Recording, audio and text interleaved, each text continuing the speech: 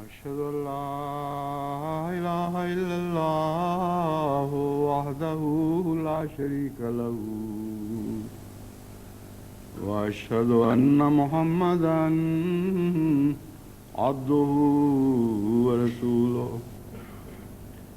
أما بعد فأعوذ بالله من الشيطان الرجيم بسم الله الرحمن الرحيم الحمد لله رب العالمين الرحمن الرحيم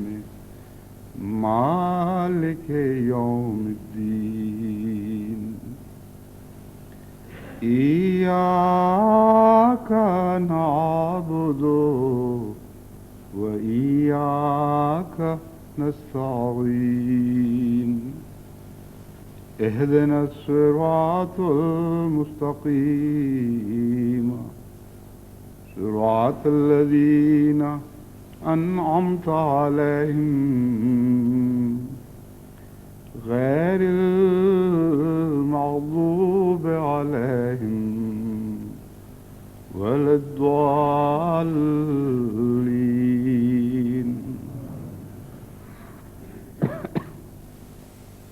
خدا تعالیٰ جن بندوں کو مبعوث فرماتا ہے کہ وہ دنیا کی اصلاح کریں، وہ اس اصلاح کے کام کو مختلف رنگ میں سر انجام دیتے ہیں اور دو پہلوؤں سے نمایاں طور پر ان کے اصلاحی کام دو مختلف جہتوں سے الگ الگ اور ممتاز دکھائی دیتے ہیں۔ دونوں ہی جہاد ہیں، مگر جہاد کی دو الگ الگ قسمیں ہیں۔ ایک اصلاحی کام تو غیروں سے مخاطب ہو کر کیا جاتا ہے اور اسے مجادلہ بھی کہتے ہیں،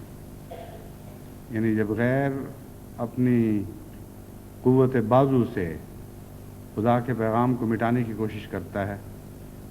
اور طرح طرح کے حملے اس سچائی پر کرتا ہے، تو جو جوابی کارروائی خدا کے مبعوث بندوں کی طرف سے کی جاتی ہے اسے ہم مجادلہ کہتے ہیں غیروں کے ساتھ، اور جہاد بھی اس کو اسی کا نام ہے۔ لیکن جہاد کی ایک قسم ہے، عرف عام میں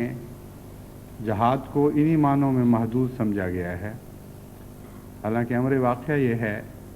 کہ یہ جہاد کی محض ایک قسم ہے۔ دوسرا اصلاح کا ذریعہ نیک نصیحتیں ہیں، اس میں غیر بھی مخاطب ہوتے ہیں اور اپنے بھی، اور زیادہ تر ان کا رخ اپنوں کی طرف ہوتا ہے۔ بس یہ دو نمایاں پہلو ہیں، دو الگ الگ دکھائی دینے والے میدان ہیں جن میں انبیاء اپنی پوری کوششیں صرف کر دیتے ہیں، اور یہ دونوں ہی جہاد کی قسمیں ہیں۔ جہاں تک جہاد کی پہلی قسم کا تعلق ہے، میں نے جو تاریخ انبیاء کا جائزہ لیا ہے تو بڑی نمایاں طور پر یہ حقیقت میرے سامنے آئی کہ انبیاء پر سب سے زیادہ حملے پہلی قسم کے جہاد کے میدان میں ہوتے ہیں۔ یعنی مراد میری یہ نہیں کہ جب وہ مجاہدہ کر رہے ہوتے ہیں یا مجادلہ کر رہے ہوتے ہیں اس وقت دشمن ان پر حملے کرتا ہے۔ میری مراد یہ ہے کہ جب یہ دور ختم ہو جاتے ہیں تو بعد میں آنے والی نسلیں بھی دیر تک، بلکہ نسلاً بعد نسلاً خدا کے ان مرسل بندوں کے جہاد پر حملے کرتی ہیں اور ان کے کردار کو ایک خشونت کا کردار بنا کر دنیا کے سامنے پیش کرتی ہیں اور انہیں جبر کا مدعی بنا کر دنیا کے سامنے پیش کرتی ہیں اور انہیں اس طرح دنیا کے سامنے ظاہر کرتی ہیں جیسے وہ خدا تعالیٰ کے پیغام کو اپنے زور بازو کے ساتھ اور قوت شمشیر سے دنیا میں غالب کرنے کی کوشش کرتے رہے۔ اسی قسم کا اعتراض ان کے اس مجادلے پر بھی اطلاق پاتا ہے، جو مجادلہ زبان کا مجادلہ ہوتا ہے، کلام کا مجادلہ ہوتا ہے، اس میں منطق اور دلائل کی روح سے اور انبیاء گزشتہ کے کردار کو سامنے رکھتے ہوئے اور ان کے کلام کو سامنے رکھتے ہوئے دشمن سے مقابلہ کیا جاتا ہے۔ یہ مجادلہ ایک پہلو سے مناظرہ بھی کہلاتا ہے، اور کبھی یہ مباہلے کا بھی رنگ اختیار کر جاتا ہے۔ چنانچہ جب خدا کے مرسل بندے مناظروں اور مباہلوں میں مصروف ہوتے ہیں تو یہ اسی قسم کا جہاد ہے جیسے قتال کے میدان میں جہاد کیا جاتا ہے، اور اس جہاد کا اس دوسرے جہاد سے ایک نمایاں فرق ہے جو خالصتاً نصیحت کا جہاد ہے۔ حضرت صلی اللہ علیہ وآلہ وسلم کی زندگی پر آپ غور کر کے دیکھیں، حضرت اقدس محمد مصطفیٰ صلی اللہ علیہ وآلہ وسلم نے بیک وقت یہ دونوں جہاد سر انجام دیے، اور سب سے زیادہ حملہ دشمن کی طرف سے آپ کے اس جہاد پر ہوا ہے جو غیروں کے ساتھ قتال کی صورت اختیار کر گیا، اور دیکھنے والوں نے اور مورخین نے آپ کی ذات اقدس پر جتنے حملے کیے وہ اس جہاد کے میدان میں کیے ہیں، اور دنیا پر یہ ظاہر کرنے کی کوشش کی ہے کہ گویا آپ جبر کے قائل تھے، آپ زور شمشیر سے اپنے پیغام کو پھیلانے کے حق میں تھے، اور جو کچھ بھی فتوحات آپ نے حاصل کی وہ جبر کی قوت سے حاصل کیے ہیں۔ یہی مضمون مناظرے اور مباہلے کے جہاد پر بھی اطلاق پاتا ہے۔ چنانچہ حضرت مسیح موعود علیہ الصلوۃ والسلام کے اوپر بھی جتنے حملے ہوئے ہیں ان کی بھاری تعداد، ان کی بھاری اکثریت اس جہاد سے تعلق رکھتی ہے جو آپ نے مناظروں اور مباہلوں کی صورت میں غیروں سے کیا ہے۔ چنانچہ آپ حضرت مسیح موعود علیہ الصلوۃ والسلام کے اوپر حملے کرنے والی کتب کا مطالعہ کر کے دیکھیں، اکثر آپ کی ان تحریروں پر اعتراضات ملیں گے جو آپ نے اس مجاہدے کے دوران، یعنی مناظرے کے دوران اور مباہلے کے دوران دشمن کے مقابل پر لکھیں، اور وہاں آپ پر خشونت کا، سختی کا، سخت کلامی کا اور کئی جگہ نہایت بد اخلاقی کا الزام لگائے گئے ہیں۔ بس یہ دونوں قسم کے الزام دراصل ایک ہی نوعیت کے ہیں۔ وہ انبیاء جن کو خدا نے تلوار سے اپنے دفاع کی اجازت دی اس لیے کہ تلوار سے ان پر حملے ہو رہے تھے، انہوں نے جب تلوار سے جواب دیا تو بعد میں آنے والے دشمنان نے وہ پہلو نظر انداز کر دیا جسے دشمن نے اختیار کیا تھا اور اس میں پہل کی تھی۔ دشمن کی زیادتیاں سب بھلا دی۔ تاریخ کا وہ حصہ جس میں سراسر دشمن ظلم کرتا ہوا اور تعدی کرتا ہوا دکھائی دیتا ہے، اس پر اس طرح ہاتھ رکھ دیا گویا وہ تاریخ کا باب ہی کوئی نہیں، اور صرف ان صفحات کو ابھارا ہے جن پر انبیاء کی جوابی کارروائی درج ہے۔ چنانچہ حضرت اقدس مسیح موعود علیہ الصلوۃ والسلام کے ساتھ بھی یہی سلوک کیا جا رہا ہے۔ آپ کے مناظرے کی کتب کا مطالعہ کرتے ہوئے جب دشمن کی سختیوں کے جواب میں آپ سختی کرتے ہیں، جب دشمن کے حملوں کے جواب میں آپ بعض قسم کی حکمت عملی سے کام لیتے ہیں، تو وہی دشمن پھر اس پہلو پر بھی حملہ آور ہوتا ہے، اور اس پہلو سے حضرت مسیح موعود علیہ الصلوۃ والسلام کے کردار کو داغ کر کے دنیا کے سامنے دکھانے کی کوشش کرتا ہے۔ حضرت اقدس محمد مصطفیٰ صلی اللہ علیہ وآلہ وسلم کے دفاع میں جماعت احمدیہ جو عالمی جہاد کر رہی ہے اس کا بڑا حصہ اسی میدان سے تعلق رکھتا ہے۔ سلمان رشدی نے جو کچھ گند اٹھالا یا اس سے پہلے دوسرے مستشرقین جو گند اچھالتے رہے ہیں، ان میں نمایاں پہلو حضرت اقدس محمد مصطفیٰ صلی اللہ علیہ وآلہ وسلم کے کردار پر جبر کے الزام سے تعلق رکھتا ہے، اور کس طرح آپ نے خونریزی سے کام لیا، کس طرح آپ نے دشمنوں کو اپنی قوت بازو سے ذلیل اور رسوا کر دیا، اور پھر فتوحات کے بعد بہت سی ان کے نزدیک انتقامی کارروائیاں کی۔ بعض ان کے نزدیک ایسی جنگیں بھی، ایسے غزوے بھی آپ کے ہوئے جن میں بظاہر دشمن کی طرف سے پہل نہیں تھی، اور آپ نے دشمن کے مقابلے پر بڑی شدت اختیار کی۔ غزوہ خیبر ہے، اسی طرح مدینے میں یہود کے ایک قبیلے کو سزا دینے کا معاملہ ہے۔ یہ سارے معاملات وہ ہیں جو اسی میدان جہاد سے تعلق رکھتے ہیں جس کا میں نے ذکر کیا ہے، اور جس پر بعد ازاں دشمن مسلسل حملہ کرتا چلا جاتا ہے، اور وہ جہاد ایک نئی شکل میں بعد میں جاری ہو جاتا ہے۔ انبیاء کی جماعتیں پھر اس دفاع میں مصروف ہوتی ہیں اور دشمن کے ہر حملے کو غلط اور بے معنی اور بے حقیقت دکھانے میں مصروف ہو جاتی ہیں۔ حضرت مسیح موعود علیہ الصلوۃ والسلام نے بھی بڑی شدت کے ساتھ یہ جہاد کیا تھا، اور آپ پر جو حملے ہوئے وہ بھی اسی جہاد پر ہوئے ہیں۔ اس مضمون کو آپ حضرت صلی اللہ علیہ وآلہ وسلم کے جہاد کے تعلق سے ملا کر دیکھیں تو حضرت مسیح موعود علیہ الصلوۃ والسلام کا ایک عجیب کردار نظر کے سامنے ابھرتا ہے۔ آپ پر جتنے حملے ہوئے وہ اپنے آقا کے جہاد کے دفاع کے میدان میں ہوئے ہیں، اور سب سے زیادہ سخت حملے بدقسمتی سے خود مسلمان علماء نے آپ پر کیے۔ چنانچہ اس کی مثال ایک یہ ہے کہ حضرت مسیح موعود علیہ الصلوۃ والسلام کو آج دنیا میں حضرت مسیح کی ہتک کرنے والے کے طور پر پیش کیا جا رہا ہے، اور عیسائی ممالک میں خصوصیت کے ساتھ بکثرت حضرت مسیح موعود علیہ الصلوۃ والسلام کے وہ اقتباسات پھیلائے جا رہے ہیں جن میں حضرت مسیح موعود علیہ الصلوۃ والسلام نے حضرت عیسیٰ ان کے قول کے مطابق حضرت عیسیٰ علیہ الصلوۃ والسلام پر بڑے سخت حملے کیے ہیں، اور آپ کو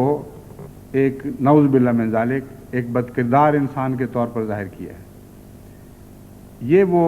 میدان جہاد ہے جس کے متعلق کچھ روشنی ڈالنی ضروری ہے اور ایک فرق کر کے دکھانا ضروری ہے، تاکہ جب بھی جماعت احمدیہ کو خصوصاً مغرب میں ایسے معاملات سے واسطہ پڑتا ہے تو وہ اس حقیقت کو خوب اچھی طرح سمجھ جائیں کہ حضرت مسیح موعود علیہ الصلوۃ والسلام نے کون سی حکمت عملی استعمال فرمائی، کیوں سختی کی، اور اس سختی کی بنیاد کیا ہے۔ بنیاد وہی ہے جس کا میں ذکر کر چکا ہوں۔ عیسائی دنیا جب حضرت صلی اللہ علیہ وآلہ وسلم کے جہاد پر حملہ آور ہوتی تھی اور اس کے علاوہ آپ کے ذاتی کردار پر حملہ آور ہوتی تھی، تو حضرت مسیح موعود علیہ الصلوۃ والسلام کے لیے یہ بات برداشت کرنا کسی طرح ممکن نہیں تھی۔ ایسی شدید محبت تھی حضرت مسیح موعود علیہ السلام کو حضرت اقدس محمد مصطفیٰ صلی اللہ علیہ وآلہ وسلم کی ذات سے کہ آپ کی محبت میں آپ فنا تھے، اس کے مقابل پر کوئی دوسری چیز آپ کو دکھائی نہیں دیتی تھی۔ بس کیسے ممکن تھا کہ ایسے گندے اور شدید حملے دشمن کے طرف سے مسلسل کیے جاتے رہیں اور حضرت مسیح موعود علیہ الصلوۃ والسلام خاموش رہیں۔ یہ وہ دور ہے جب کہ برطانوی حکومت کا تقریباً تمام دنیا پر راج تھا، یعنی اس حد تک دنیا پر راج تھا کہ اب ان کا سورج دنیا میں طلوع نہیں ہوتا تھا۔ دنیا کا کوئی نہ کوئی حصہ ایسا ضرور تھا اس کے طول و عرض میں جہاں جو برطانیہ کی حکومت کا عمل دخل تھا۔ اور ایسے موقع پر حضرت مسیح موعود علیہ الصلوۃ والسلام کے جہاد کا ذرا نقشہ ذہن میں جما کے دیکھیں۔ ایک ایسے ملک میں پیدا ہوئے جو نہ صرف غلام ملک تھا بلکہ بالکل دنیا کے ممالک میں ایک بے طاقت اور بے حیثیت ملک بن چکا تھا، جہاں مسلمانوں کا حال بھی یہ تھا کہ آئے دن پنجاب میں مثلا وہ سکھ جو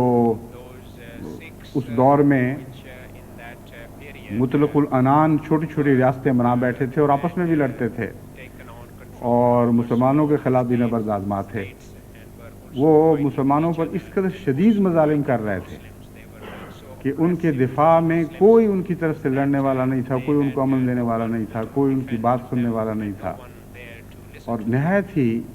مفلوق الحال زندگی بسر کر رہے تھے۔ دوسری طرف ہندوستان میں انگریز نے چونکہ قبضہ کر لیا تھا، اس لیے ہندوؤں کو مسلمانوں کے مقابل پر اٹھا رہا تھا، اور ہندو بھی بہتر حکمت عملی سے کام لیتے ہوئے انگریزی تعلیم میں ترقی کر رہے تھے، انگریزوں کے ساتھ اس زمانے میں بکثرت ہاں سے ہاں ملاتے ہوئے ان کی حکومت میں ان کے مددگار بن رہے تھے۔ چنانچہ تعلیم کے تمام میدانوں میں مسلمان پیچھے رہ گئے اور ہندو آگے نکل گئے، اور اس کے نتیجے میں انگریزوں نے اپنی حکومت چلانے کے لیے جو ہندوستانی کارندے استعمال کیے ان پر ہندوؤں کی بڑی بھاری اکثریت تھی۔ ایسی حالت میں آپ نے خدا تعالیٰ کی طرف سے ایک اعلان کیا کہ مجھے خدا نے عیسائیت کے خلاف نبرد آزما ہونے کے لیے اور حضرت اقدس محمد مصطفیٰ صلی اللہ علیہ وآلہ وسلم کے دفاع کے لیے مقرر فرمایا ہے۔ اب آپ دیکھیے کہ کیسی قسم پرستی کی حالت ہے۔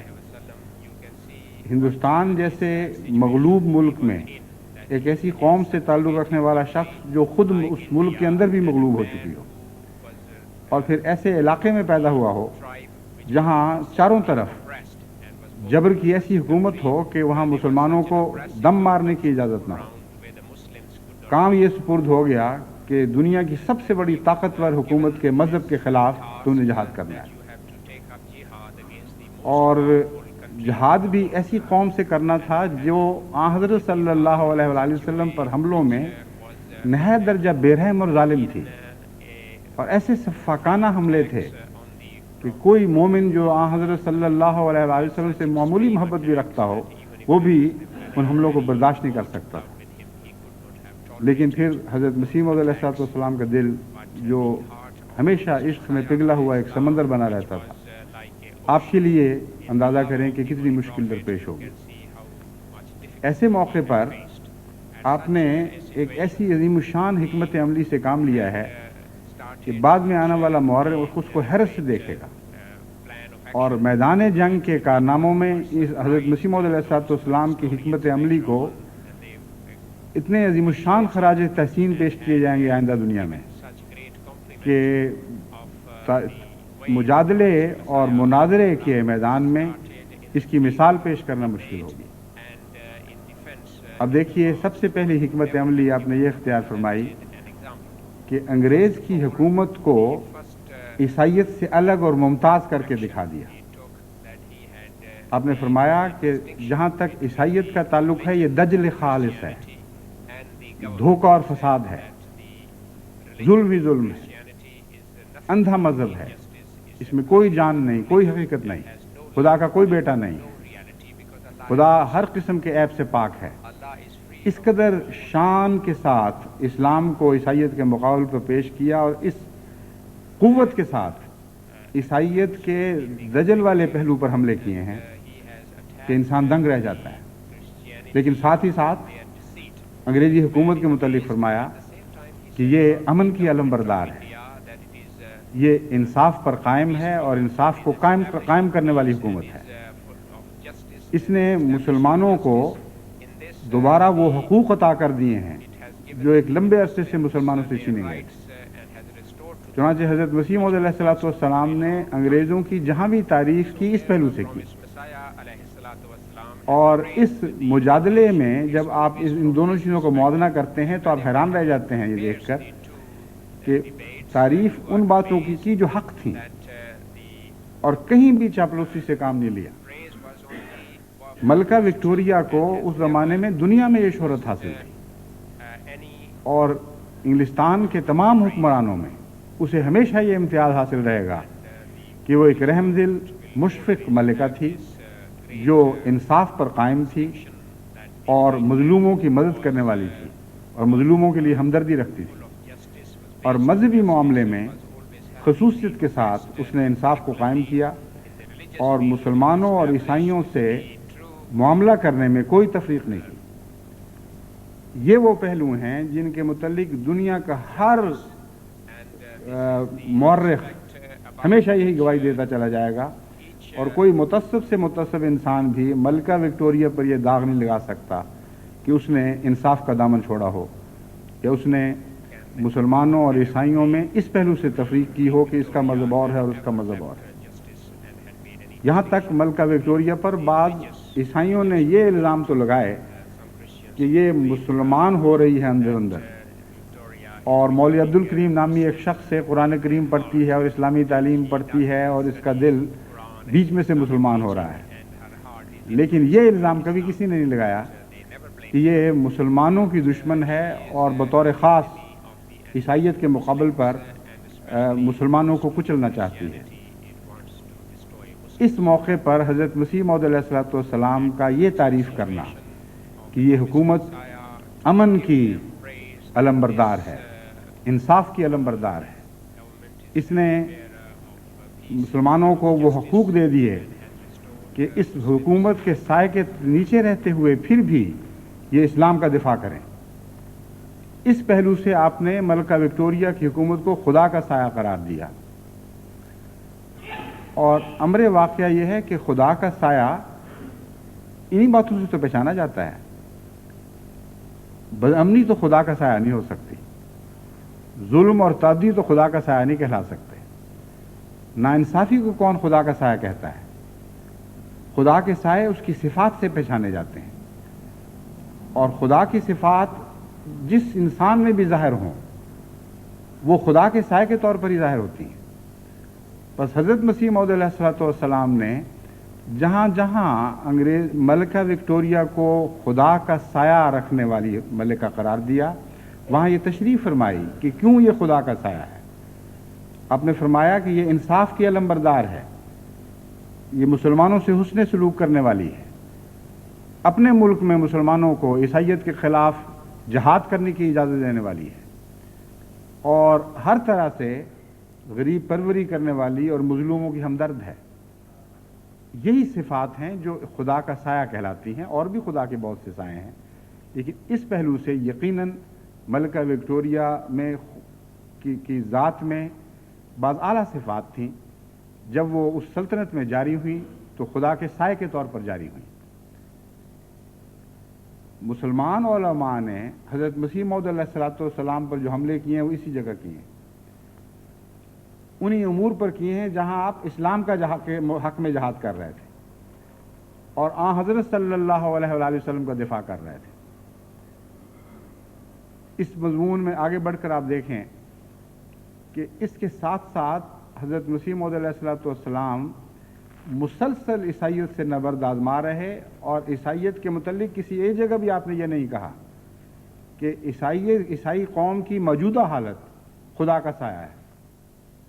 بلکہ اسے دجل کہا۔ فرمایا حضرت رسول اکرم صلی اللہ علیہ وآلہ وسلم نے جس دجال کی پیش خبریاں کی تھیں وہ اسی عیسائیت کے متعلق پیشگوئیاں تھیں جو آج عیسائیت کے عروج کی صورت میں دنیا میں ظاہر ہو چکی ہیں۔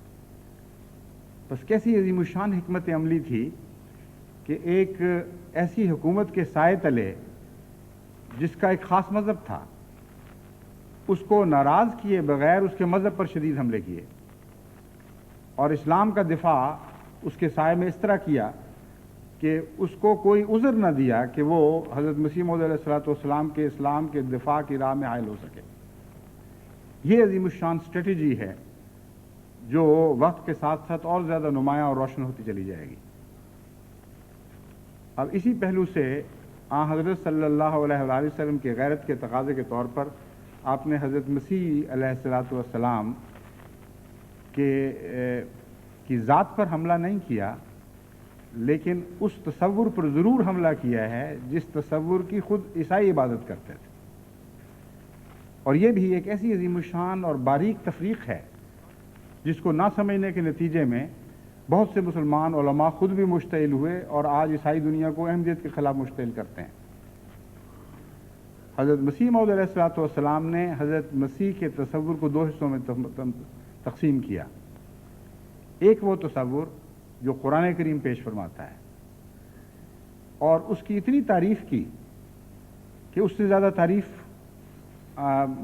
آپ کے لیے حقائق کے اندر رہتے ہوئے ممکن ہی نہیں تھی، اور اس پہلو سے آپ نے اپنے آپ کو مسیح قرار دیا،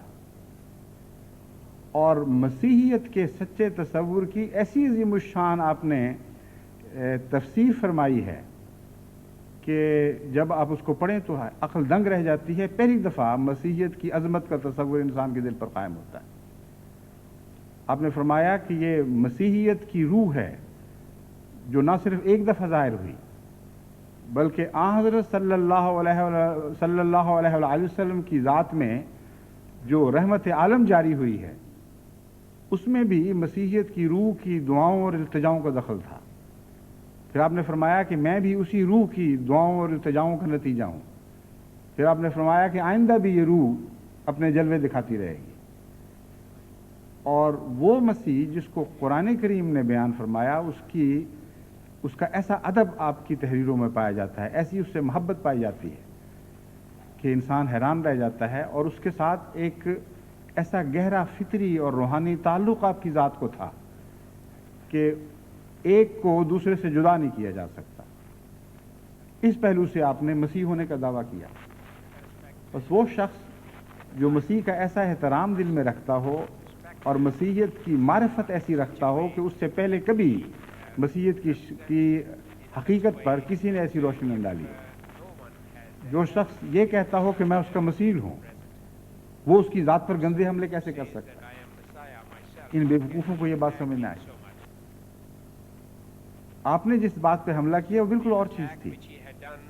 جب حضرت رسول اکرم صلی اللہ علیہ وآلہ وسلم کی ذات پر عیسائی پادری حملے کرتے تھے اور نہایت گندے حملے کرتے اور نہایت گستاخانہ الفاظ استعمال کرتے تھے، تو اپنے دکھ کو دور کرنے کے لیے آپ نے یہ حکمت عملی استعمال فرمائی. آپ نے فرمایا وہ مسیح جو قرآن کا مسیح ہے، جو حقیقت کا مسیح ہے، وہ ان تمام عیبوں سے پاک تھا جو تم اس کے متعلق بیان کرتے ہو. مگر تمہاری بائبل، تمہارے اپنے بیانات، تمہارے اپنے مورخین اس مسیح کے اندر یہ بد اخلاقیاں پاتے ہیں اور ان کا ذکر کرتے ہیں جو ہمارے نزدیک درست نہیں ہیں، جن کا قرآن کریم نے ذکر نہیں فرمایا. لیکن تمہاری اپنی کتابیں اس یسوع کو جس کی تم پوجا کرتے ہو، جس کا کوئی حقیقی وجود نہیں کیونکہ خدا کا کوئی بیٹا نہیں تھا، اس فرضی یسوع کو جس کی تم پوجا کرتے ہو، خود اپنی تحریروں میں جس طرح دکھا رہے ہو، وہ تو ایک عام انسان کے اخلاق میں بھی اگر پائی جائیں وہ باتیں تو وہ اخلاق مجروح ہو جاتے ہیں. ایک انسان کو حق ہو جاتا ہے کہ پھر ان پر تان کرے. تو اس تصویر کو کیوں تم نہیں سمجھتے جو تم نے خود مسیح کی بنائی رکھی ہے؟ یہ تصویر خود داغدار ہے. اور اس تصویر کے ہوتے ہوئے تمہیں کیا حق ہے کہ حضرت محمد مصطفیٰ صلی اللہ علیہ وسلم کی شان میں حملہ آور ہو، آپ کی شان میں زبان گستاخی دراز کرو؟ یہ وہ مضمون تھا جس کی بہت بڑی تفصیل ہے، لیکن میں نے خلاصتاً آپ کے سامنے رکھا ہے کہ یہ حکمت عملی تھی حضرت مسیح موعود علیہ الصلوۃ والسلام کی کہ آپ نے مسیح کی ذات پر حملہ نہیں کیا. یسوع جس کو وہ خدا کا بیٹا کہتے تھے، جس کا کوئی وجود نہیں تھا، اس کے اس پہلو پر، اس کی شخصیت کے اس پہلو پر حملہ کیا جو حضرت مسیح موعود علیہ السلام کے نزدیک ایک فرضی پہلو تھا، لیکن مد مقابل کے ایمان میں وہ ایک حقیقت تھی. چنانچہ آپ نے فرمایا کہ تمہارے اپنے عقائد کے مطابق، اپنے ایمان کے مطابق جس شخص کی تم عبادت کرتے ہو وہ ان نقائص سے پاک نہیں تھا، اور اس کے باوجود حضرت صلی اللہ علیہ وآلہ وسلم کی ذات اقدس پر حملہ کرنے کی جرات کرتے ہو. یہ وہ مضمون ہے جس کو نہ سمجھنے کے نتیجے میں پھر مسلمان علماء نے حضرت مسیح موعود علیہ السلام کی ذات پر حملے کیے. اب آپ اکثر کتابیں جن میں حضرت مسیح موعود علیہ السلام کو شدید گالیاں دی جاتی ہیں، آپ کی ذات پر گند اچھالا جاتا ہے، پڑھ کر دیکھیں. آج کل بھی ایسا لٹریچر کثرت سے پاکستان میں بھی تقسیم ہو رہا ہے اور مغربی دنیا میں بھی تقسیم ہو رہا ہے. آپ یہ دیکھ کر حیران ہو جائیں گے کہ جہاں حضرت مسیح موعود علیہ السلام نے سختی فرمائی ہے عیسائیوں کے مقابل پر، وہاں ہمیشہ حضرت صلی اللہ علیہ وآلہ وسلم کی ذات اقدس کے دفاع میں سختی فرمائی ہے،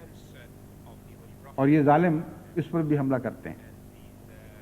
اسی طرح آپ کا جو مناظرے کا کلام غیر احمدی علماء سے ہے،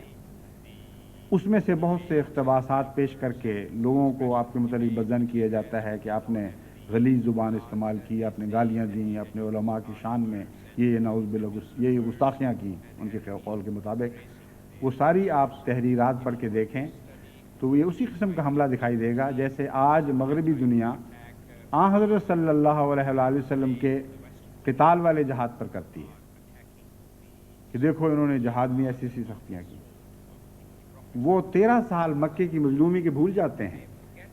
جن میں مسلسل یک طرفہ حملے ہوتے چلے گئے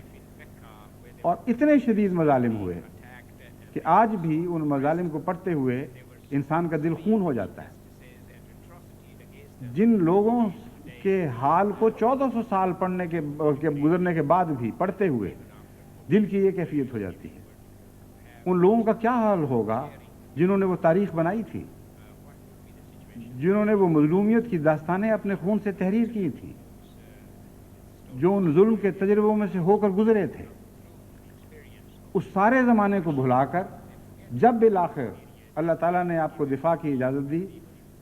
اس وقت کے دفاع پر یہ لوگ پھر حملے کرنے لگ جاتے ہیں. حضرت مسیح موعود علیہ السلام کے دعوے کے بعد جو مسلسل سلوک آپ سے آپ کے منکروں نے کیا اور جس قسم کا ظالمانہ حملہ جس قسم کے ظالمانہ حملے آپ کی ذات پر کیے گئے، وہ ایک لمبی تاریخ ہے. چنانچہ حضرت مسیح موعود علیہ السلام نے جب مثال کے طور پر غیر احمدی علماء کے پیچھے، مکذبین اور مکفرین کے پیچھے احمدیوں کو نماز پڑھنے سے منع فرمایا، وہاں آپ نے مختصراً اس کا ذکر فرمایا ہے. اتنے سال ہو گئے ہیں، 13 یا جتنے سال بھی گزرے مجھے اس وقت صحیح یاد نہیں، لیکن ایک لمبی مدت تھی. مسلسل یہ لوگ میری ذات پر حملے کرتے چلے جاتے ہیں، میری تکفیر کرتے چلے جاتے ہیں اور میں صبر سے اس کو برداشت کرتا ہوں. لیکن میرا ایک مقام ہے اور جو میں نے اپنا نہیں بنایا، وہ میرے خدا نے بنایا ہے، اور وہ وقت کے امام کا مقام ہے. وقت کے امام پر حملہ کرتے چلے جانا اور مسلسل کلیتاً شرم کو بالائے طاق رکھتے ہوئے، جھوٹ اور فریب سے کام لیتے ہوئے اس کو اپنے مظالم کا نشانہ بناتے چلے جانا، ایک لمبے عرصے تک میں نے برداشت کیا. لیکن اب میں خدا کی ہدایت کے تابع یہ اعلان کرتا ہوں کہ ان مکفرین اور مکذبین کے پیچھے جنہوں نے خدا کے بنائے ہوئے امام کا انکار کر دیا ہے، تمہاری نمازیں اب جائز نہیں رہیں، کیونکہ یہ لوگ دنیا کے بنائے ہوئے امام ہیں اور مجھے خدا نے امام بنایا ہے. یہ کیسے ممکن ہے کہ وہ لوگ جو دنیا کے بنائے ہوئے امام ہوں، وہ خدا کے بنائے ہوئے امام کا انکار کرنے کی تو جرات کرتے ہوں، لیکن وہ جو خدا کے بنائے ہوئے امام کو تسلیم کر چکے ہیں اور اس پر ایمان لے آئے ہوں، وہ ان کے پیچھے پھر بھی اپنی نمازیں پڑھے اور ان کو اپنا امام تسلیم کرتے چلے جائیں. یہ موازنہ آپ نے کر کے دکھایا. آپ نے فرمایا کہ یہ عقل کے خلاف بات ہے، غیرت کے خلاف بات ہے، ایمانی تقاضوں کے خلاف بات ہے کہ دنیا کے امام تو خدا کے بنائے ہوئے امام پر حملے کریں اور اس کو رد کر دیں، اور اس امام کے ماننے والے ان کو رد کرنے کی جرات نہ کر سکیں اور ان کو اپنا امام تسلیم کرنے سے انکار نہ کر سکیں. یہ ہے اصل مضمون جس کو سمجھنے کے بعد نمازیں نہ پڑھنے کا مسئلہ اور بعض دیگر اسی قسم کے مسائل سمجھ میں آ جاتے ہیں. اب اس سارے پس منظر کو ایک طرف رکھتے ہوئے، بالائے طاق رکھتے ہوئے، وہ دور جو جہاد کا تھا وہ تو گزر گیا، لیکن اب ایک اور شروع ہوا ہے کہ حضرت مسیح موعود علیہ السلام کے اس جہاد اور اس جوابی کارروائی پہ حملے شروع ہو گئے. بس انبیاء جب بھی غیروں سے جہاد کرتے ہیں تو ان کے جہاد پر پھر حملے ہوا کرتے ہیں، اور خدا پھر ایسے بندے پیدا کرتا چلا جاتا ہے جو ان حملوں کے جواب دیتے ہیں. آج جماعت احمدیہ کے اوپر 2 ذمہ داریاں ہیں. اولین ذمہ داری یہ ہے کہ حضرت اقدس محمد مصطفیٰ صلی اللہ علیہ وآلہ وسلم کے جہاد پر جو حملے کیے گئے، حضرت مسیح موعود علیہ السلام کی مطابقت میں مسلسل ان حملوں کے جواب دینے پر ہم مستعد رہیں. جہاں دنیا میں کوئی سلمان رشدی پیدا ہو، وہاں ہزاروں مسیح موعود کے غلام ایسے کھڑے ہو جائیں جو اس کے حملوں کو رد کریں اور اس اسلام کے دفاع میں، حضرت محمد مصطفیٰ صلی اللہ علیہ وسلم کی دفاع میں اپنی تمام قوتوں کو بروئے کار لے آئیں اور کلیتاً ان حملوں کو کچل کے اور ناکام اور نامراد بنا کر دکھا دیں. دوسرا پہلو ہماری ذمہ داری کا یہ ہے کہ حضرت مسیح موعود علیہ الصلوۃ والسلام نے اپنی آقا کی محبت میں جو دفاعی کارروائیاں کیں اور پھر ان کارروائیوں کو حملوں کا نشانہ بنایا گیا، ان کے دفاع میں بھی ہم مستعد ہو جائیں اور کھڑے اور ہمیشہ جس طرح کہ قرآن کریم فرماتا ہے سرحدوں پر اپنے گھوڑے باندھے رکھیں، جہاں حملہ ہو وہیں اس حملے کا جواب دیں۔ اور آج بڑی شدت کے ساتھ ان دونوں پہلوؤں سے احمدیوں کو دفاع کی ضرورت ہے اور دفاع پر تیار ہونا چاہیے۔ حضرت مسیح موعود علیہ الصلوۃ والسلام کی کتب کا مطالعہ کرتے ہوئے خوب غور سے دیکھیں کہ وہ حکمت عملی کیا تھی جس کے تابع آپ نے غیروں سے مقابلے کیے ہیں اور کیوں ان پر سختی کی، اور اس سختی کے اندر کون سی حکمتیں پوشیدہ تھیں، اور اس کے ساتھ اس لٹریچر کا بھی مطالعہ کریں جس کا حضرت مسیح السلام کی کتب میں ذکر ملتا ہے، یا اس سے آشنا ضرور ہوں، جس کے جواب میں حضرت مسیح موعود علیہ الصلوۃ والسلام نے کسی قدر سختی سے کام لیا۔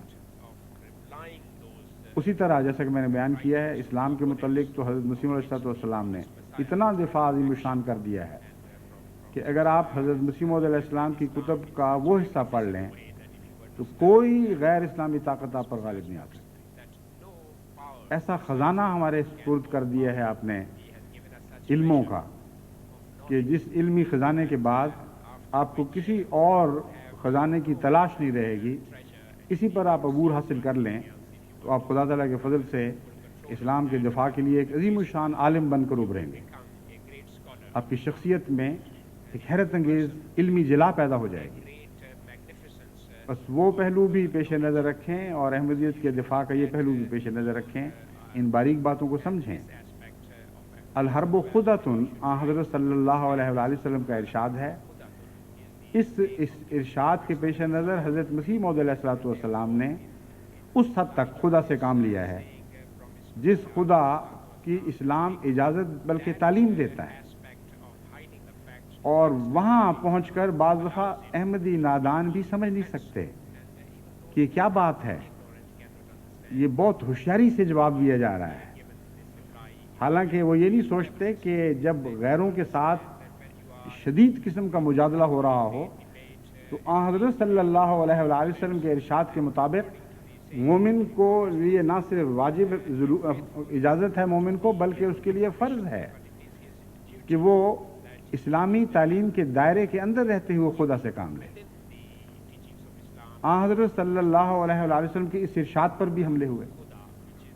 اس کثرت سے غیروں نے اس بات کو اچھالا کہ آپ جب پرانے متکلمین کا کلام پڑھتے ہیں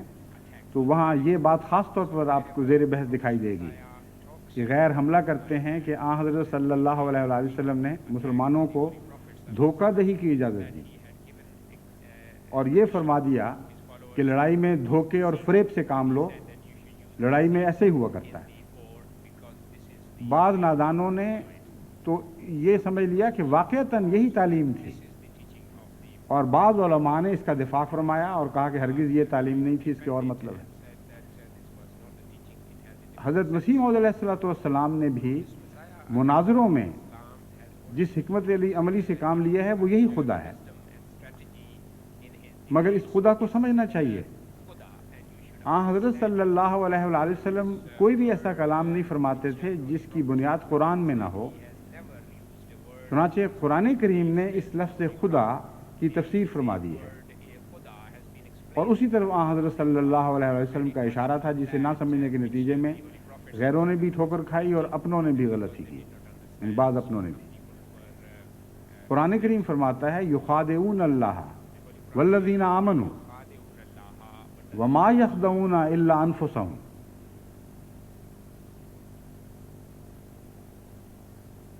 وہ اللہ تعالیٰ سے خدا کرتے ہیں، اور یخادعون اللہ کا مطلب ہے اللہ بھی ان سے خدا کرتا ہے۔ یقاتلون میں جس طرح ایک فریق نہیں ہوا کرتا بلکہ دو فریق ہوتے ہیں، اور دونوں پر قتل کا عمل صادق آتا ہے، اسی طرح لفظ خدا کا تعلق یہاں صرف غیروں سے نہیں بنتا بلکہ خدا سے بھی بن جاتا ہے۔ یخادعون اللہ والذین آمنوا، وہ مخادعہ کر رہے ہیں، یعنی دونوں طرف سے خدا ہو رہا ہے۔ منافقین خدا سے بھی خدا کر رہے ہیں اور مومنوں سے بھی خدا کر رہے ہیں، اسی طرح خدا منافقین سے بھی خدا کر رہا ہے اور مومن بھی منافقین سے خدا کر رہے ہیں۔ اب یہ وہ خدا ہے جس کا ذکر حضرت صلی اللہ علیہ وسلم نے فرمایا الحرب خدۃ، جب لڑائی ہوتی ہے تو پھر خدا سے کام لینا پڑتا ہے۔ تو کیا خدا فریب کر رہا ہوتا ہے، خدا جھوٹ بول رہا ہوتا ہے، نعوذ باللہ من ذالک، خدا مکر سے کام لے رہا ہوتا ہے؟ ہرگز نہیں۔ اس خدا کو سمجھنا چاہیے، وہ خدا جو خدا کرتا ہے وہ اول تو خدا کے جواب میں ہوتا ہے، یعنی فریب کے جواب میں اور دھوکے کے جواب میں۔ وہ مومن اسی طرح جو خدا کرتے ہیں وہ بھی خدا کے تابع ایک جوابی کارروائی کرتے ہیں، اور یہ جوابی کارروائی جھوٹ اور فریب سے پاک ہوتی ہے۔ لیکن دشمن کے خدا کو اس پر الٹا دینا اس جوابی کارروائی کی روح ہے۔ چنانچہ خدا تعالیٰ نے جو منافقین سے خدا کیا اس کی تشریح قرآن کریم میں بہت سی جگہ ملتی ہے۔ مطلب یہ ہے اس کا، یہاں بھی فرما دیا فی قلوبہم مرض فزادہم اللہ مرضا، یہ خدا تھا، ان کے دل میں مرض تھا، وہ سمجھ نہیں رہے تھے اس مرض کو، اور خدا نے ان کو اپنے دھوکے میں اس طرح مبتلا کر دیا کہ ان کی لا علمی میں وہ مرض بڑھتا چلا گیا، اور جب وہ بڑھ کر غالب آ گیا ان کی ذات پر تب ان کو پتہ لگا کہ وہ تو بالکل مظلوم ہو چکے ہیں۔ یہ خدا کا خدا ہے جس میں دشمن کی طاقت کو دشمن کے خلاف استعمال کیا جاتا ہے، باہر سے فریب کاری نہیں کی جاتی۔ دشمن کو اپنی حالت میں، اپنی غفلت میں مبتلا رہنے دیا جاتا ہے یہاں تک کہ اس کی بیماری خود اس پر غالب آ جائے۔ اسی قسم کے خدا کی مثال حضرت ابو بکر صدیق رضی اللہ تعالیٰ عنہ کے بارے میں ایک روایت میں ملتی ہے۔ ایک شخص نے حضرت ابو بکر صدیق رضی اللہ تعالیٰ عنہ سے مصافحہ کیا، دو ہاتھ سے، جس طرح ہمارے ہاں ابھی بھی رواج ہے، دو ہاتھ سے ادب کے اور احترام کے اظہار کے طور پر مصافحہ کیا جاتا ہے، اور سر بھی جھکایا۔ اسی طرح حضرت ابو بکر صدیق رضی اللہ تعالیٰ عنہ نے اسے دو ہاتھ سے مصافحہ کیا، اور اسی طرح ادب اور احترام کے رنگ میں اس کے سامنے تھوڑا سا سر بھی جھکایا۔ یعنی سر جھکانے کا ذکر تو نہیں ملتا، مگر یہ ذکر ملتا ہے کہ اسی طرح بالکل بعین ہی اسی طرح حضرت ابو بکر نے اس سے سلوک فرمایا رضی اللہ تعالیٰ عنہ۔ ایک شخص جو دیکھ رہا تھا اور وہ دوسرے شخص کا حال جانتا تھا، اس نے حضرت ابو بکر سے مخاطب ہو کے کہا اس کے جانے کے بعد کہ آپ نہیں جانتے کہ یہ تو بڑا سخت منافق شخص تھا، یہ دھوکے سے آپ سے اس طرح کر رہا تھا۔ آپ نے فرمایا میں جانتا تھا، جس طرح اس نے مجھ سے کیا میں نے بھی تو اسی طرح اس سے کیا۔ یعنی آپ نے اس کو دھوکہ نہیں دیا، آپ نے اس کو اپنے دھوکے میں مبتلا کر دیا۔ اس کا مقصد یہ تھا کہ حضرت ابو بکر صدیق پر یہ اثر پڑے کہ میں بہت ہی نیک اور مخلص ہوں، اور میں دل میں ان کے خلاف کوئی بغض نہیں رکھتا۔ آپ نے بالکل اسی کی کارروائی کو دہرایا ہے جو اپنی طرف سے کوئی دھوکہ نہیں، بلکہ اخلاق کا تقاضا تھا کہ جس طرح وہ ملے، کوئی شخص ملے اسی طرح اس سے ملو۔ لیکن جو اثر وہ آپ کی ذات پر پیدا کرنا چاہتا تھا اس کی ذات پر قائم ہوا، اور وہ دھوکہ نہیں دے سکا کیونکہ حضرت ابوبکر اس کے دل کا حال جانتے تھے، اور اگر مبتلا ہوا تو خود اپنے دھوکے میں مبتلا ہو گیا۔ یہ ہے مومنوں کا خدا۔ بس حضرت مسیح موعود علیہ الصلوۃ والسلام نے بھی جہاں مناظروں میں خدا سے کام لیا ہے وہاں اسلامی خدا سے کام لیا ہے، اس خدا سے کام لیا ہے جس کا ذکر قرآن کریم میں موجود ہے، اور جس سے اللہ کام لیتا ہے اور اس کے بندے کام لیتے ہیں۔ اس بات کو نہ سمجھنے کے نتیجے میں بعض دفعہ خود بعض احمدی بھی ان تحریروں کو پڑھتے ہیں اور پھر بعد میں پوچھتے ہیں کہ اچھا یہ کیا ہوا، یہ کیا ہوا۔ دشمن نے جو چالیں چلی ان چالوں کو بغیر فریب کے، بغیر دھوکے کے دشمن پر الٹا دینا، یہ وہ اسلامی خدا ہے جس کا قرآن کریم میں ذکر ملتا ہے۔ اور آج کل اس کی ایک نئی شکل عام جسمانی جد و جہد میں بھی ہمیں نظر آنی شروع ہوئی ہے۔ وہ غالباً ہے تو پرانی شکل، لیکن آج کل دنیا میں بہت زیادہ معروف ہو رہی ہے۔ وہ مارشل آرٹس کہلاتی ہے۔ چین اور جاپان وغیرہ میں، کوریا اور جاپان وغیرہ میں خصوصیت سے مارشل آرٹس پر بڑا زور دیا جا رہا ہے، اور مارشل آرٹ اسلامی اصطلاح میں خدا اس خدا کو کہہ سکتے ہیں جس کا ذکر قرآن کریم میں ملتا ہے. یعنی دشمن کے فریب، دشمن کے حملے، دشمن کی طاقت کو اس کے اوپر الٹا دو. خواہ تم کمزور بھی ہو، اس صورت میں تم دشمن پر غالب آ سکتے ہو. چنانچہ جتنا فن آپ کراٹے وغیرہ میں مشاہدہ کرتے ہیں، اس کی بنیاد اسی بات پر ہے کہ دشمن کی طاقت کو اس طرح اس پر الٹاؤ کہ جس طرح آواز کی بازگشت آتی ہے اور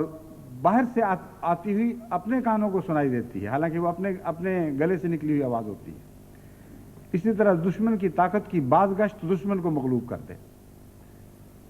یہ وہ فن ہے جس میں حضرت مسیح موعود علیہ الصلوۃ والسلام نے اپنے وقت میں ایک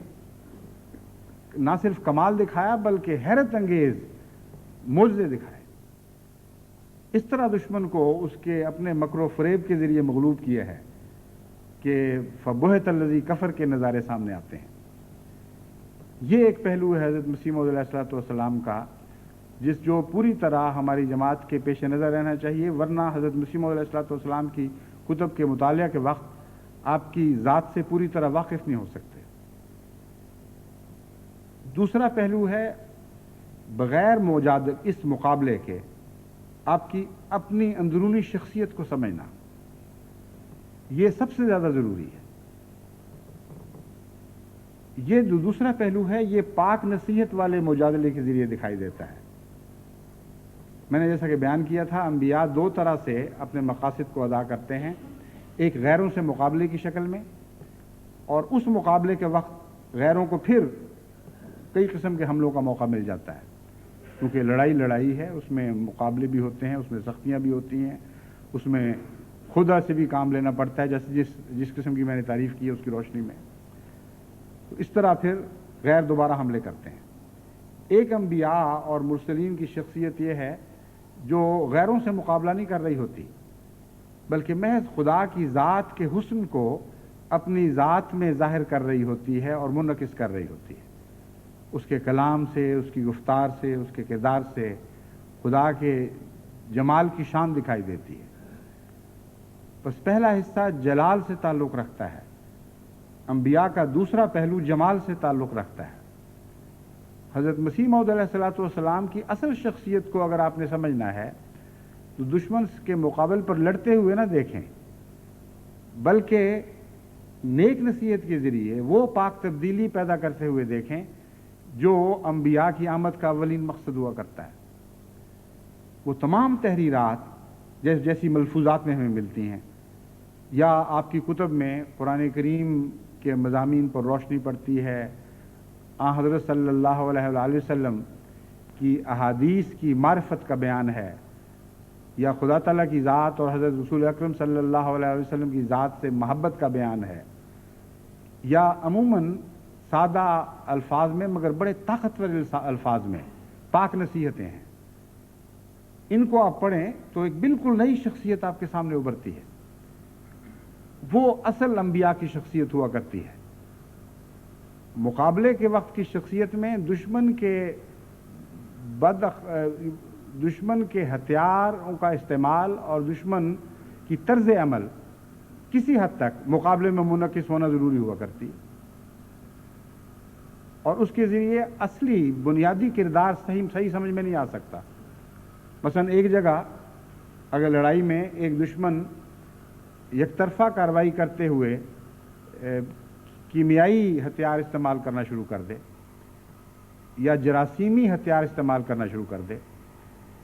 ایسی حکومت جو بنیادی طور پر اس بات کی قائل نہ بھی ہو، اس کا اخلاقی معیار اس بات سے بلند ہو کہ کیمیاوی ہتھیار استعمال کرے یا جراثیمی ہتھیار استعمال کرے، وہ مجبور ہوگی اپنے دفاع پر. بس دشمن کے ہتھیار استعمال کرنے کی بعض دفعہ انبیاء کو ضرورت پیش آتی ہے، اور قرآن کریم اس قسم کے دفاع کا حق دیتا ہے. ایسی صورت میں ان کی اپنی شخصیت ظاہر نہیں ہو رہی ہوتی، بلکہ دشمن کی شخصیت کے بعض پہلو مجبوراً منعکس ہو رہے ہوتے ہیں. دفاعی جنگوں میں ہر جگہ آپ کو یہی چیز دکھائی دے گی، لیکن اس کے باوجود ایک فرق ہوتا ہے، وہ تو بڑا نمایاں فرق ہے. لیکن بعض کمزور انسان اس فرق کو نہیں دیکھ سکتے، اس لیے اس کی وضاحت کی ضرورت پیش آتی ہے۔ مگر بہرحال حضرت مسیح موعود علیہ الصلوۃ والسلام کی اور تمام دیگر انبیاء کی ایک دوسری شخصیت بھی ہے جو خدا کی صفات کو اپنی ذات میں ظاہر کر کے،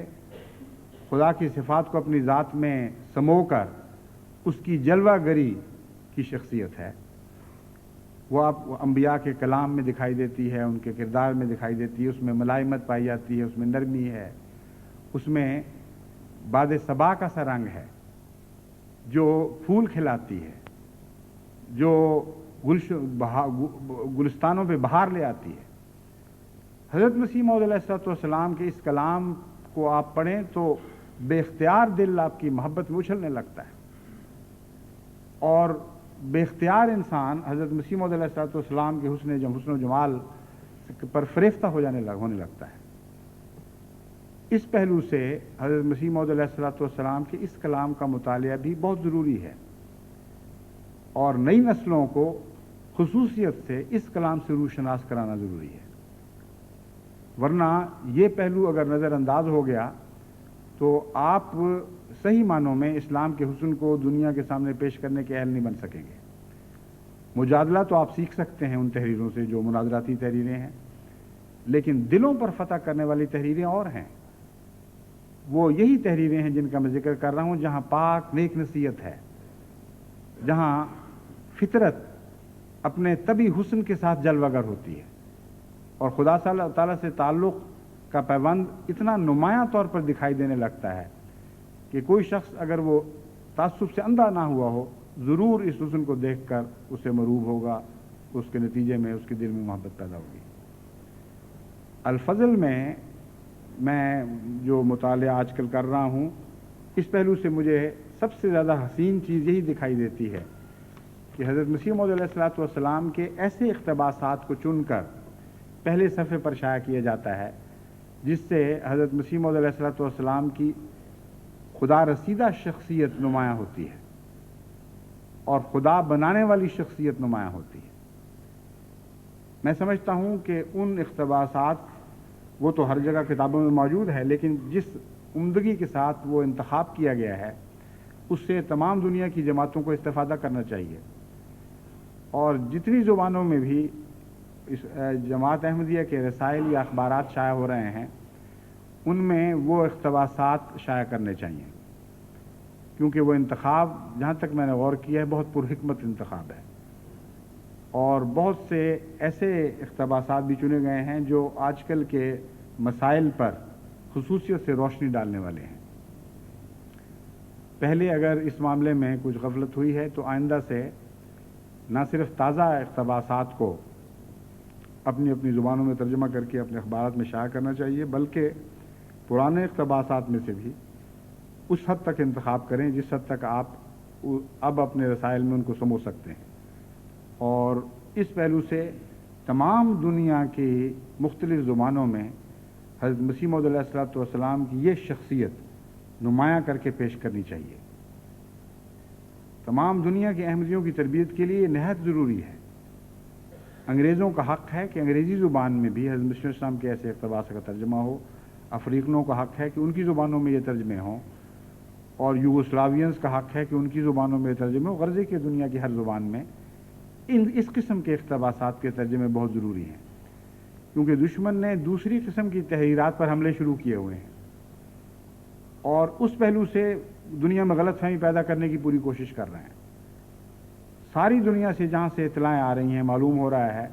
کہ بعض مسلمان حکومتوں کے روپے سے فائدہ اٹھاتے ہوئے کثرت کے ساتھ حضرت مسیح موعود علیہ الصلوۃ والسلام کے جہاد پر حملہ ہو رہا ہے، اور ان تحریرات کو خصوصیت سے نمایاں کر کے دکھایا جا رہا ہے جن میں درستی اور سختی دکھائی دیتی ہے۔ اس کے مقابل پر جب یہ تحریریں احمدیوں کی نظر میں آئیں گی اور وہ اپنے دوسرے بھائیوں کے سامنے پیش کریں گے تو یہ تحریریں اپنی ذات میں ایک دفاع ہیں، ان میں اتنی قوت ہے، ایسی گہری صداقت پائی جاتی ہے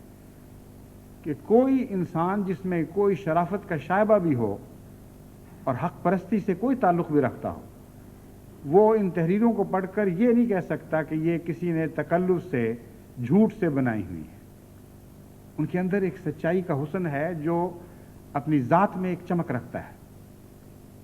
ہیرے جواہر بھی چمکتے ہیں لیکن وہ دوسری روشنی کی چیزوں سے روشنی پاک کر چمکا کرتے ہیں. وہ منعکس کرنے والی چیزیں ہیں.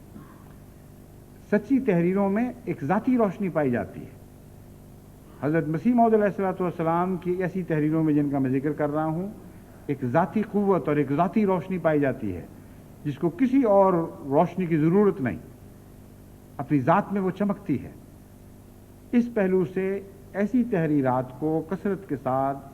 احمدیوں میں روح شناس کرانا، نئی نسلوں میں روح شناس کرانا اور پھر احمدیوں کے ذریعے غیروں میں روح شناس کرانا موجودہ دور کی حکمت عملی کا اولین تقاضا ہے. آپ کے سامنے الفضل کی ساری تحریریں تو پڑھنی ممکن ہی نہیں، لیکن الفضل نے خود بھی تو بہت تھوڑے سے انتخابات کیے ہوئے ہیں،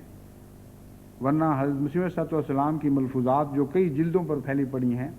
ان کا مطالعہ کر کے دیکھیں، ایک ایک صفحے پر آپ کو ایسی حیرت انگیز چکا چوند کرنے والی سچائی کی روشنیاں دکھائی دیں گی اور دلوں کو مغلوب کرنے والی اور اپنی محبت میں مبتلا کرنے والی تحریریں ملیں گی کہ کوئی شریف فطرت انسان ان کو پڑھنے کے بعد حضرت مسیح موعود علیہ الصلوۃ والسلام کی ذات سے متاثر ہوئے بغیر نہیں رہ سکتا اور یہ فیصلہ کیے بغیر نہیں رہ سکتا کہ خدا کی طاقت سے بولنے والا انسان ہے، اس کی روح کو خدا کی روح سے پیوند ہے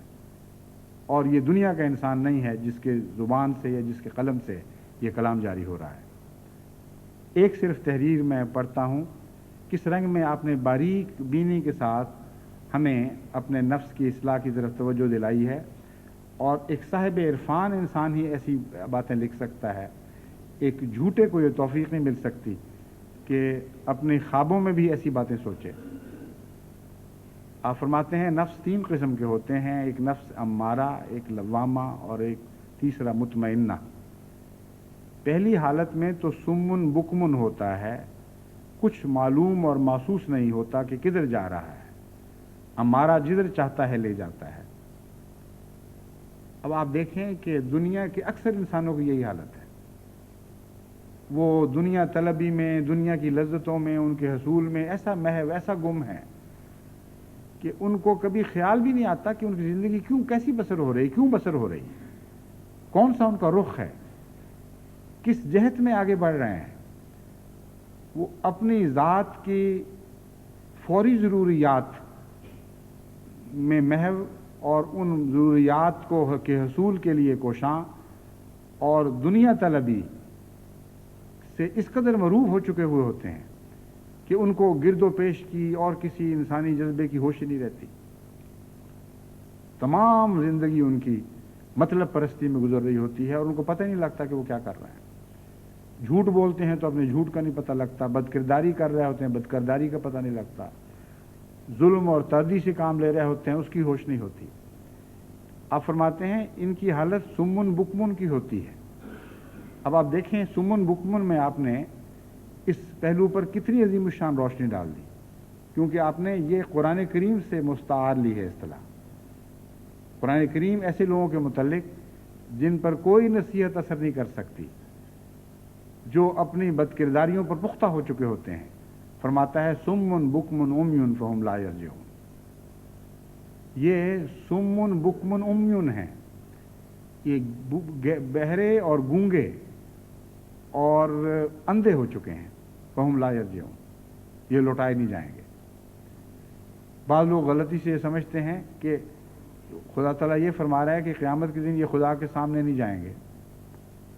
حالانکہ قرآن کریم تو فرماتا ہے کہ ہر چیز خدا کی طرف لوٹائی جائے گی. یرجعون سے یہاں مراد ہدایت کی طرف لوٹنے کا معاملہ ہے.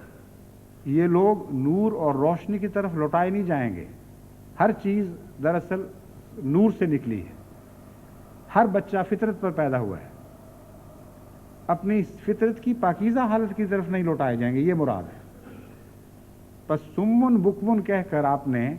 اس ساری حالت کا نقشہ کھینچ دیا ان لوگوں کا جو نفس امارہ کے غلام ہوتے ہیں. اب آج کل کے علماء کو دیکھ لیں جو حضرت مسیح موعود علیہ الصلوۃ والسلام پر اور جماعت احمدیہ پہ حملے کرتے ہیں. پاکستان میں جو کچھ ہو رہا ہے سب جانتے ہیں کہ سراسر جھوٹ سے کام لے رہے ہیں. ہر احمدی کے اوپر جو مقدمہ بنایا جاتا ہے وہ سارا جھوٹ پر مبنی ہوتا ہے. تمام گواہیاں جھوٹی ہوتی ہیں, تمام قصہ ہی جھوٹ کا بنایا ہوا ہوتا ہے. ایسے احمدی جن کا کوئی وجود ہی وہاں اس موقع پر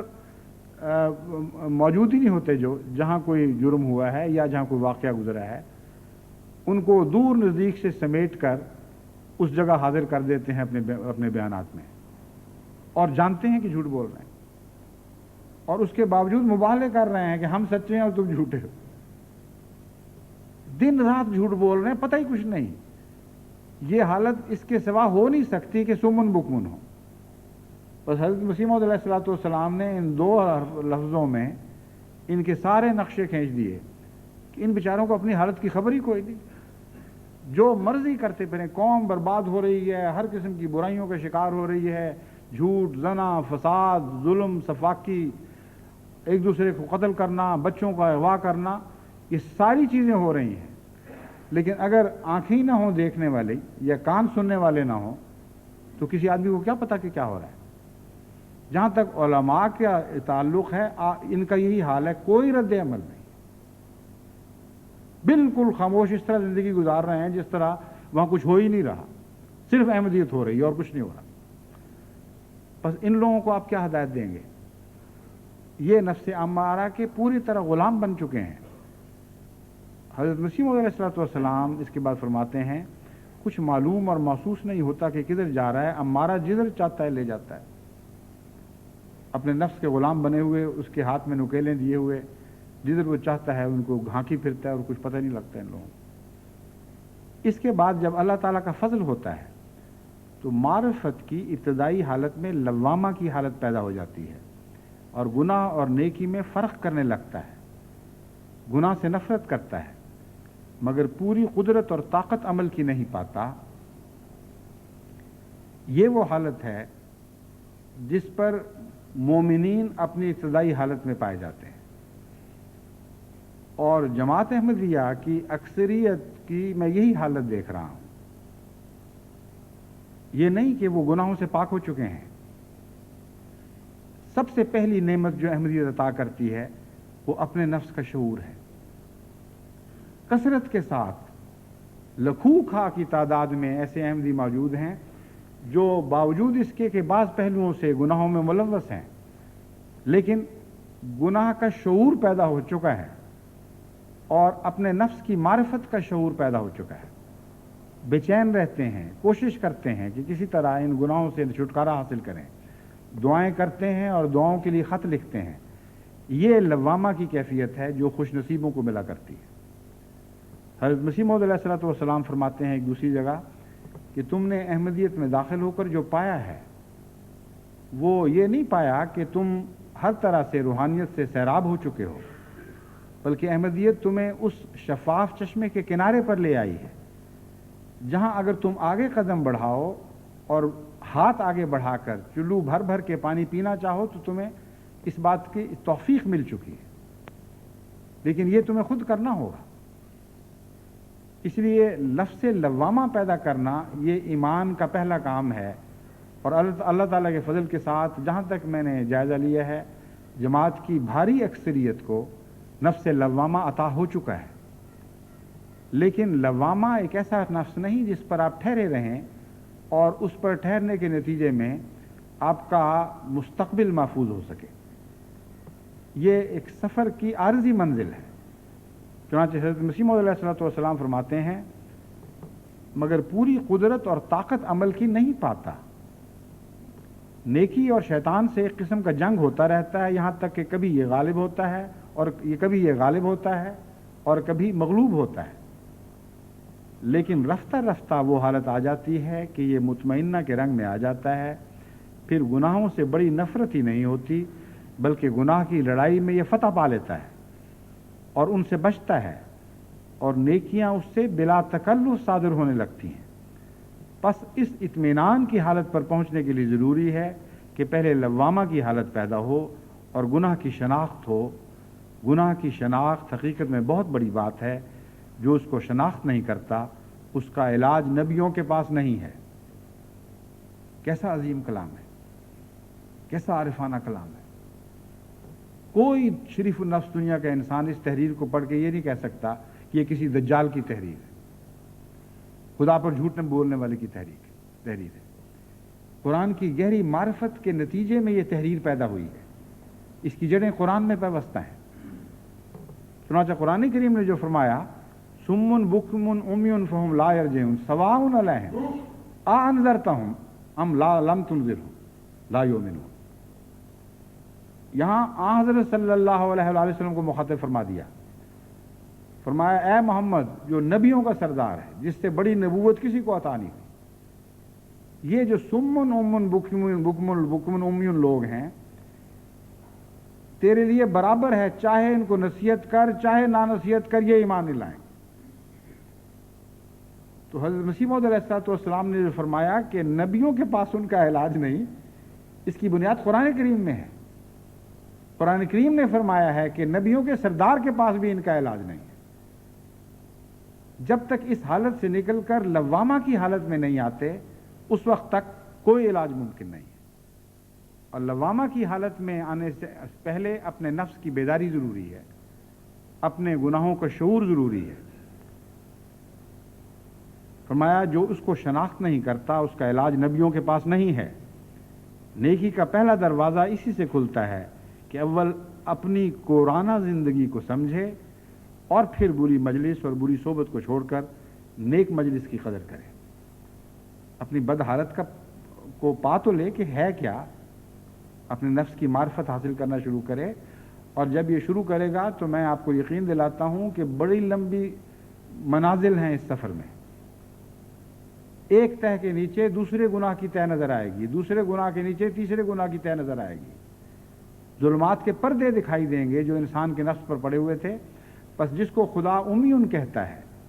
उससे मुराद ये नहीं है कि एक ही पर्दा है आंख पर, जिसको आप उतार कर फेंक दें तो नज़र रोशन हो जाएगी। अमलन बहुत से पर्दे होते हैं और हर आरिफ बिल्लाह इस मज़मून में तरक्की करता चला जाता है तो उसकी नज़र तेज़ होती चली जाती। उसके एक पर्दे के पीछे जब उसको दूसरा अंधेरे का पर्दा दिखाई देता है, फिर वो उसको दूर करता है, फिर वो तीसरे पर्दे को दूर करता है, यहाँ तक के बिल आखिर तमाम पर्दे जब साफ हो जाएं तो वो नफ्स मुतमइन्ना पाने वाला वजूद बन जाता है, कामिल रोशनी का वजूद, जब उसकी आंख के सामने कोई मैल बाकी नहीं रहती। फरमाया, फिर अव्वल अपनी कुराना ज़िंदगी को समझे और फिर बुरी मजलिस और बुरी सोबत को छोड़कर नेक मजलिस की कदर करे। ये एक बहुत ही ज़रूरी बात है अहमदियों के लिए। जब उनके दिल में पाक तब्दीली पैदा हो तो वो लोग जिनके दिल में पाक तब्दीली पैदा नहीं होती, उन तभी तौर पर उनको छोड़ते हैं, उनकी मजलिसों में उनको लुत्फ़ नहीं रहता। जब अपनी हालत गंदी होती है और जहालत की होती है तो ऐसी बद मजलिसों से वो लुत्फ़ उठाते हैं, जहाँ तनकीदें हो रही हैं या तमस्खर हो रहे हैं या ठट्ठे हो रहे हैं, पाक लोगों पर गंदी ज़ुबानें खोली जा रही हैं, वो बैठे रहते हैं, मज़े से सुनते रहते हैं। जब अपने नफ्स का हाल उन पर रोशन होने लगता है, अपनी गंदगियों से आगाह होने लगते हैं, तो गुनाह से वो नफ़रत पैदा होती है जो उनके अंदर नया शऊर पैदा कर देती है। फिर ये मजलिसें उनको अच्छी नहीं लगती, तकलीफ़ देने लग जाती, क्योंकि अपने अंदर भी वो ऐसी ही कमज़ोरियाँ पा रहे होते हैं जैसी कमज़ोरियों पर दूसरे ठट्ठा उड़ाते हैं।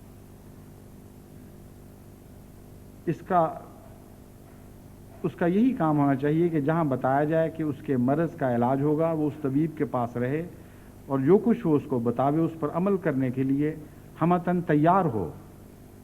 देखो, बीमार जब किसी तबीब के पास जाता है तो ये नहीं होता कि वो तबीब के साथ एक मुबाहसा शुरू कर दे, बल्कि उसका फ़र्ज़ यही है कि वो अपना मर्ज़ पेश करे और जो कुछ तबीब उसको बताए उस पर अमल करे। इससे वो फ़ायदा उठाएगा। अगर उसके इलाज पर जरा शुरू कर दे तो फ़ायदा किस तरह होगा। बस ये एक पहलू है हज़रत मसीह मौऊद अलैहिस्सलाम ने जो हमारे सामने खोला है, लेकिन इस मज़मून पर हज़रत मसीह मौऊद अलैहिस्सलाम ने बहुत कुछ तहरीर फरमाया है और कई किस्म के इलाज हमारे सामने रखे हैं। बस जमात अहमदिया को इस तरफ तवज्जो करनी चाहिए। हज़रत मसीह मौऊद अलैहिस्सलाम की ऐसी तहरीरों का मुतालिया करें जिनमें आप बग़ैर किसी मद्दे मुकाबिल के, नफ्स अम्मारा को मद्दे मुकाबिल रख कर پاک نصیحتوں کے ذریعے ہمارا علاج کرتے ہیں، اور آپ کی سچی اندرونی فطری آپ کا سچا اندرونی فطری حسن بے اختیار چھلکنے لگتا ہے ان تحریروں سے، اور ہر صحیح فطرت انسان اس قطعی یقین تک پہنچ جاتا ہے کہ یہ شخص خدا کی زبان سے کلام کرنے والا ہے، اس کا پیوند خدا کی ذات سے ہے۔ ان تحریروں کو پڑھ کر آپ میں اور آپ کی اولاد میں نئی پاکیزگی پیدا ہوگی اور گدبدیوں سے مقابلے کی نئی طاقت عطا ہوگی۔ اللہ تعالیٰ اس کی توفیق عطا فرمائے۔